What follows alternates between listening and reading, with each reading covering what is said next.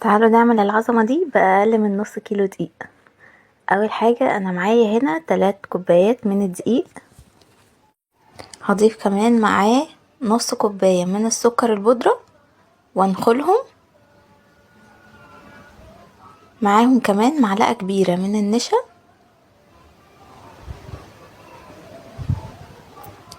كل الحاجات دي انخلها كويس قوي.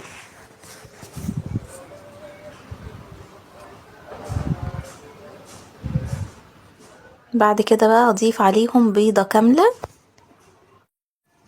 بولة تانية هضيف فيها نص كوباية تاني من السكر البودرة وكوباية ونص من الزبدة تكون بدرجة حرارة المطبخ.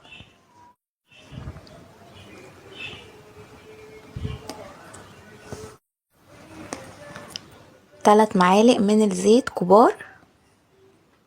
بعد كده اضرب بقى كل ده مع بعض كويس جدا بالمضرب الكهرباء لحد ما يبقى معايا الخليط كريمي ولونه فاتح كده شوية بالشكل ده. هضيف عليهم 2 من صفار البيض، معلقة صغيرة من الفانيليا،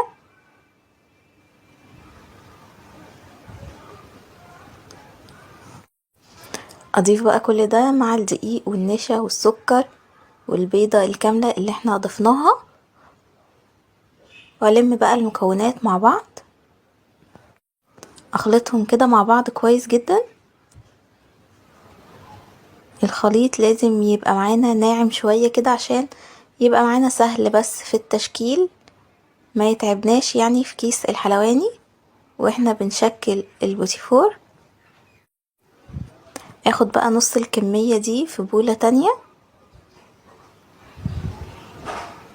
وهضيف عليها معلقة كبيرة من الكاكاو، ومن ضمن المكونات اللي احنا حطيناها مع الدقيق والسكر والنشا رشة كده صغيرة من الملح.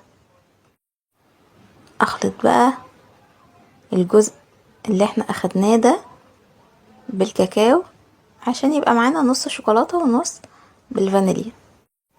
الصاج بقى او الصينية ادهنها بالزيت واكون مسخنة الفرن قبلها على درجة حرارة 200. بصوا بقى بينزل معانا من الكيس الحلواني وبيتشكل كده بكل سهولة، وهيفضل محتفظ بشكله بعد التسوية. بصوا بقى شكله بجد تحفة، ما بياخدش وقت خالص في الفرن، من 7 ل10 دقايق بالكتير. اول ما ياخد لون كده فاتح نطلعه على طول، ما نسيبوش لحد ما يغمق.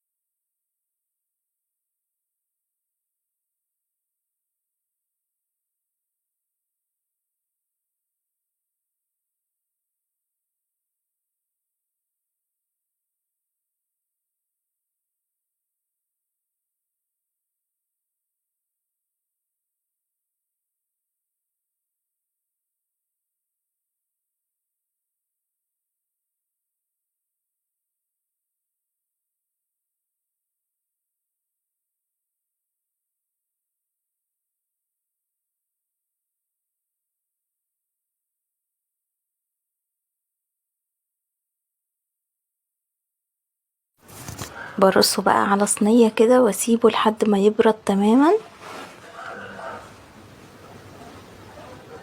ما نغطيهوش باي حاجة عشان ما يبقاش طري، نسيبه كده لحد ما ينشف. بعد كده بقى نبدأ ان احنا نزينه بالشوكولاتة. انا سيحت بقى شوكولاتة خام وبلزق كده كل 2 في بعض بمربى، او برضو تعملوه بالشوكولاتة، تلزقوهم يعني بالشوكولاتة. عملوا بقى بالمكسرات بالشوكولاتة زي كده. شوفوا الكمية قد ايه، من 3 كوبايات بس من الدقيق، والكمية كانت اكتر من كده يعني، ده كمان متاكل منه شوية حلوين. جربوه وقولوا لي ايه رأيكم فيه، متأكدة